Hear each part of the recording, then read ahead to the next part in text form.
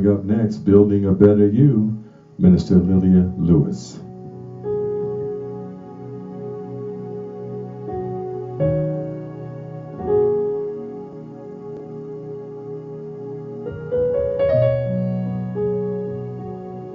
Hi, I'm Lelia Lewis, and welcome to another edition of Building a Better You.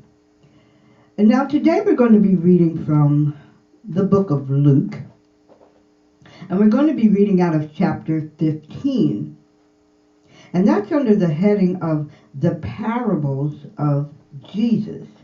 Now, last week we discussed the Proverbs, and we found out that a proverb was a short statement that was describing an event or rules of conduct. But it was a short statement to give you an idea of what it was.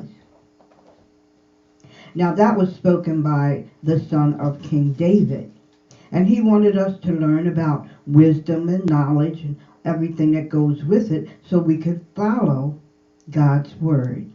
Now today the parable of Jesus is just that, because Jesus spoke in parables an awful lot. And all throughout the Bible, you'll see where he spoke in parables, not only to the sinners, but to any of his listeners, all the people that came to hear him.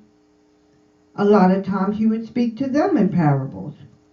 So we're going to talk about some of his parables, but first let's find out what a parable is. Now, unlike a proverb, a parable is a short story. A short story, and that shows an example of something in real life. It shows something about maybe a moral attitude or a religious principle, but it's a comparison. But the short story can show you how it can relate to you in your actual life. So today we're going to go over some of the parables that Jesus spoke of and see the connection between the story, the example that he gave, and real life. And even though it was back then, these same rules or examples we could use for ourselves in our everyday life today. So let's go to Luke chapter 15, and we're going to do it in parts. We're going to read a few verses and stop and discuss that parable, and then I'll have a couple others and we'll do them individually. Then drew near unto him all the publicans and sinners for to hear him. And the Pharisees and scribes murmured, saying, This man receiveth sinners, and he eats with them. And he spake this parable unto them. And Jesus spake and said, What man of you, having 100 sheep, if he loses one of them, does not leave the 99 in the wilderness, and go after that which was lost until he finds it? And when he hath found it, he layeth it on his shoulders, rejoicing. And when he comes home, he calls together his friends and neighbors, saying unto them, Rejoice with me, for I have found my sheep, which was lost. I say unto you, likewise, joy shall be in heaven over one sinner that repenteth, more than over the 99 just persons who need no repentance. So he was using the analogy of the sheep. He's saying, although the man had 99 safe sheep, he was concerned with the one that was lost. And that's why Jesus said, likewise, in heaven, if there's one sinner that repenteth, that's worth having the same amount of joy over as this man had over one sheep. Because if the rest of the people have already repented, they need no saving. But the one that's lost needs saving. Now let's go to verse 8. And by the way, Jesus wasn't just saying that to the sinners or the people that were listening to him. He actually was saying that for the priest to understand that as well. Because see, back then, the priests, they didn't have anything to do with these sinners. They said, oh no, what is he doing? They couldn't believe that he was even associating with them. But he was associating with them because they were the ones that were lost. Now let's go to the second parable, and this is the lost piece of silver. Now this says, verse 8, what woman, having 10 pieces of silver, if she lost one piece, doth not light a candle and sweep the whole house and seek diligently until she finds it? And when she had found it, she called her friends and her neighbors together, saying, rejoice with me, for I have found the piece which I had lost. Likewise I say unto you, there is joy in the presence of the angels of God over one sinner that repenteth. So again, Jesus is making the analogy. He's still saying there's just as much rejoicing over one sinner repenting. The angels in heaven rejoice over that just as much as the lady rejoiced when she found her coin. Now, in both of those analogies, they wanted to celebrate that with their friends. The man who found his sheep and the woman who found her coin. Now, think about that, especially the one about the coin, because that's happening even now. I can say, let's say you had $20 and 5 of them were $1 bills. And you looked in your wallet and now you've got 4 $1 bills. And you're saying, well, now I know I had $20. Now it's like, what, did I use that dollar for something? Did I buy something? Did I put it in a pocket somewhere? And although you had the 19, you're still concerned about what? The one that's missing. So now you're searching around in your pockets and trying to figure out, did I spend it? Did I lend it to somebody? I know I had $20. So let's say you find it over there on the floor beside the chair and you say, oh, there it is. I must have dropped it. But the point is, you're rejoicing by yourself because what? You found the one piece that was missing. And that again is how you can use these same analogies in your own way of life. Now the third one, I know a lot of you have heard this one before. It's the parable of the lost son. Now let's read through this first and then we'll come back and discuss it. A certain man had 2 sons. Now the younger son of them said to his father, Father, give me the portion of goods that falleth to me. And he did. He divided it among them. But not many days after that, the younger son gathered up everything he had and took his journey to a far country. And there he wasted his substance with riotous living. Wow. And when he had spent it all, there arose a great famine in that land, and he began to be in want. And he went and joined himself to a citizen of that country. And he sent the man he had to work for. He had to become a citizen in the country he was in because he lost all his money. So the man sent him to work in his fields to feed the swine. And he would have fain filled his belly with the husk of the swine did eat, and no man gave unto him. And when he came to himself, he said, how many hired servants of my father's have bread enough to spare, and I perish with hunger? I will arise and go to my father, and I will say unto him, Father, I have sinned against heaven and before thee, and I am not worthy to be called thy son. Make me one of thy servants. So he arose and came to his father. But when he was yet a great way off, his father saw him, and compassion he had, and ran and fell on his neck and kissed him. And the son said unto him, Father, I have sinned against heaven and in thy sight, and am no more worthy to be called thy son. But the father said to his servants, Bring forth the best robe, put it on him, and put a ring on his hand and shoes on his feet. Bring the fatted calf and kill it. Let us eat and be merry. For this son was dead and is alive again. He was lost, and now he is found. Now, let's stop there and go back, and let's see what that's saying to us. Now, we know he had two sons, and we know the younger one, he wanted his money now.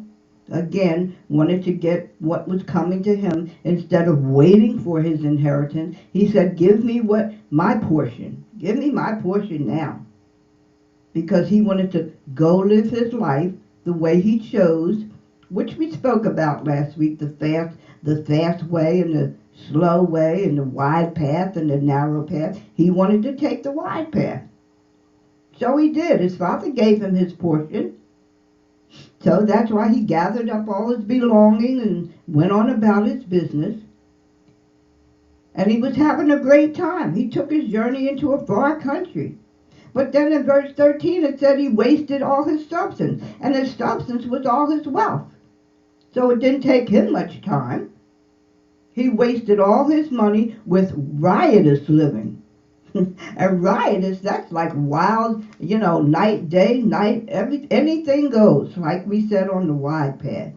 Just do what you want. Anything goes. No rules, no regulations, no work, no nothing. And that's what he did. He had the time of his life. But then once he had spent all his money, at that particular time, they had a famine in the land. And he began to be in want. That means he began to get destitute. He didn't have anything. So that made him become a citizen of that country, because that's the only way he could get a job. But the job he got was what? Feeding swine. Feeding swine. That's all he could do. And he would fain have filled his belly with the same husk. And to feign means he would be glad. He would have gladly filled his belly with the husk. The same thing he was feeding the pigs, he was willing to eat. He didn't have a choice, because it says right here, no man gave unto him. So where was all the friends and all the people he was having a good time with? When he had money, everybody was his friend. Everybody was with him. And now he has nothing. He's destitute. He's desperate. Now he's eating what he's feeding the pigs. He has no roof over his head. He has no clothes. He has no food. And no man gave unto him. Now, in verse 17, it says, when he came to himself, which means when he realized how ridiculous he was living. He was like, if I were home, how many hired servants does my father have? And they always have bread enough and even some to spare. And I'm here dying of hunger. And he's thinking, what is wrong with me? So now he's thinking, I gotta go back. I gotta go back. I can't live like this. I know what I'll do. Now he's going to rehearse what he's going to tell his father, because he wants to get back in his good graces, because he has nowhere to live. He's eating with the pigs. So he's saying to himself, he says, I'll just say, okay, Father, I've sinned against heaven and before thee. And I'm not worthy to be called your son. Just make me one of your servants. I'll work for you. I'll become a hired servant. Just let me come back. So he decided that's what he was going to do. So he arose and he came to his father. So he was on the path going home. But his father saw him from a great way off. And his father couldn't believe what he saw. And he was filled with love and compassion. And he ran down the road to meet his son. And he fell on his neck and he hugged and kissed him. And the son was so glad to see his father. And the son said unto him, Father, I have sinned against heaven and in thy sight, and I am no more worthy to be called thy son. But the father didn't even think the way the son was thinking. The father was so glad, so overwhelmed with joy to have his son back. The father said to the servant, bring forth the best robe, put it on him, put a ring on his hand and shoes on his feet. Bring forth the fatted calf and kill it, and let us eat and be merry. For my son who was dead is alive again. He was lost, and now he's found. And they began to make merry. But what about the eldest son? Now let's read the rest of the chapter, starting in verse 25. Now the elder son was in the field. And as he drew near the house, he heard all the music and the dancing, and he called to one of the servants and asked what these things meant. And the servant said unto him, Thy brother is come, and thy father has killed the fatted calf, because he has received him safe and sound. But the elder son was angry, and he wouldn't go in. Therefore came the father out and entreated him. And he answered, saying to the father, These many years do I serve thee, neither transgressed I at any time thy commandment. And yet thou never gave me a kid that I might make merry with my friends. But as soon as this son comes back, he's devoured all thy livings with all the harlots and the good life. But yet you kill for him the fatted calf. And the father said, Son, thou art ever with me, and all that I have is thine. It was meet that we should make merry and be glad. For this thy brother was dead, and is alive again, and was lost, and is now found. Now let's go back and just review those few verses to see what, again, this can be applied in our everyday life. So we know that the father was rejoicing. He was glad that the son had returned, the younger son, and he had this great feast for him because he was elated. But when the elder son saw this, when he found out, how can they be having all this for him? And he became angry. And he wouldn't even go into the festivities. But the father came out to him. And the father said, you've got to understand. The father entreated him. In verse 28 it says, the father came out and entreated him. And entreated means to request or to beg. He begged him to please come in and join us. But the son was so angry, all he could see was, all these years I worked for you. I never transgressed against you. Transgress means I never violated any of the laws you gave me, anything you told me. But now he went and spent all the money, gave everything away, has nothing, And yet, what did you do? You had a fatted calf for him. He did all the things he wanted to do. He did all the things he wanted to do, and yet never once did you have a fatted calf for me. But the father wanted to explain to him. And the father said, "Son, you are ever with me, and all that I have is yours." It was meet that we should make merry. And in this instance, meet means it was very proper. It was necessary. It was necessary at this time to be glad because your brother was dead and now he's alive again. He was lost and now he's found. That's the importance of the whole thing. Now his family unit was complete. So all three of these parables had the one thing in common. The one piece that was missing now has returned, has been found, was lost, and now their unit is complete. The shepherd had all 99, but he couldn't have his flock be full without the one that was missing. And although the woman had 10 coins and lost that one, she still had 9, but her unit was not complete until she found the last coin. And the lost son, was lost because he wanted to live his own life his own way. So God had to find a way to send him back home.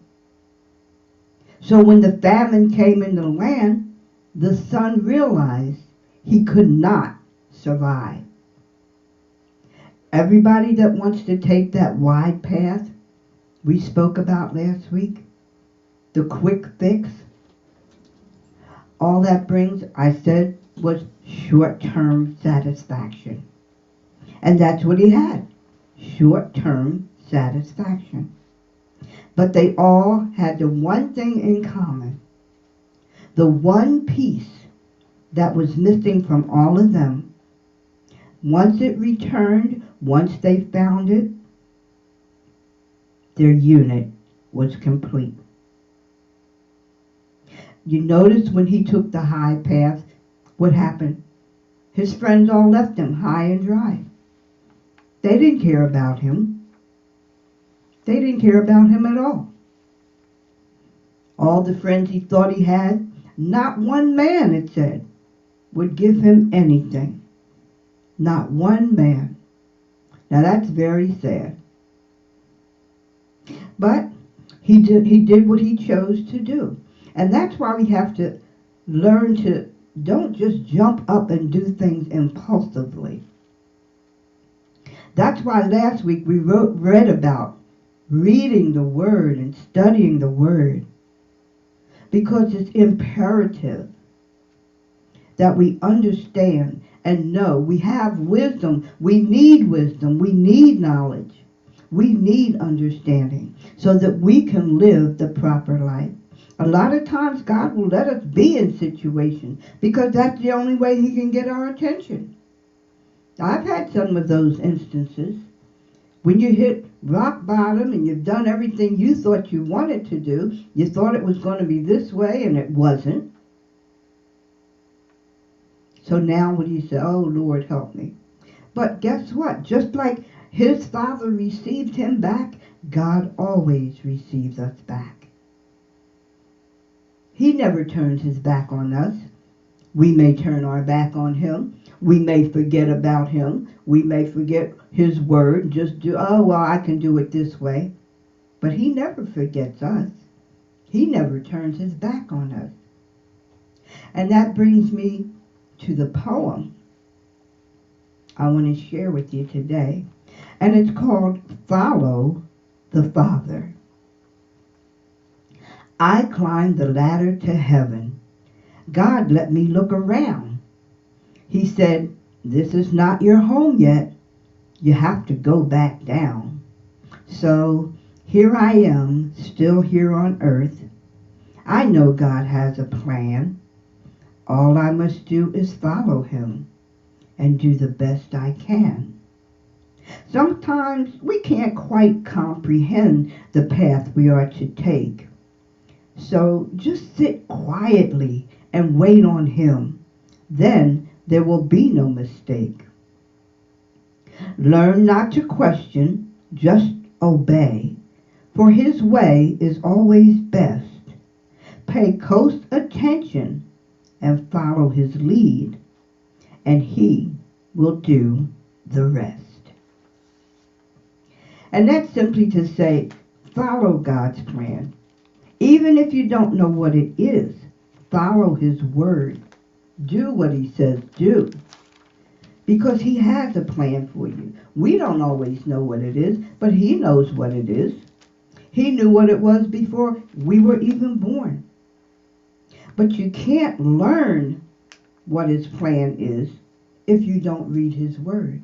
Because everything in here will tell you what's in store for you, will tell you what to do by reading his word and believing in what is in his word and trusting him to do what he says he'll do.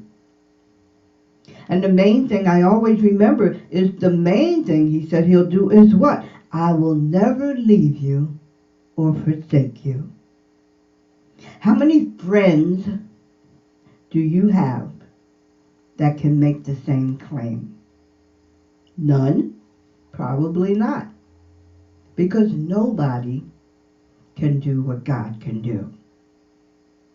So I'm going to ask you now, think about where you are today and how satisfied you really are. Do you want to follow the world or do you want to follow God?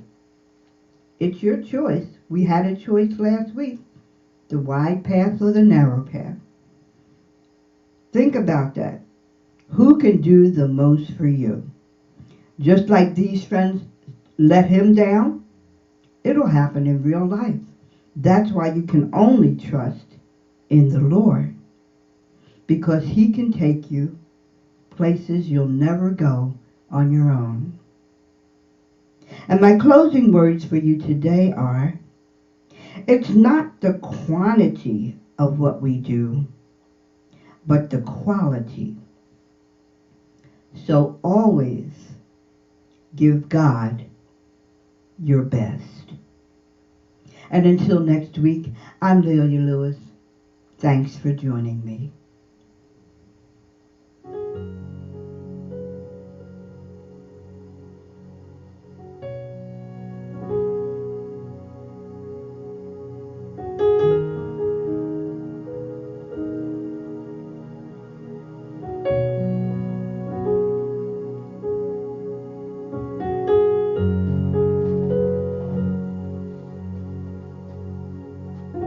Denise Marshall, your daughter. She's on. All right. Well, thank you for joining me. My daughter Denise Marshall out of Greensboro, North Carolina. Thank you. Talk to you soon.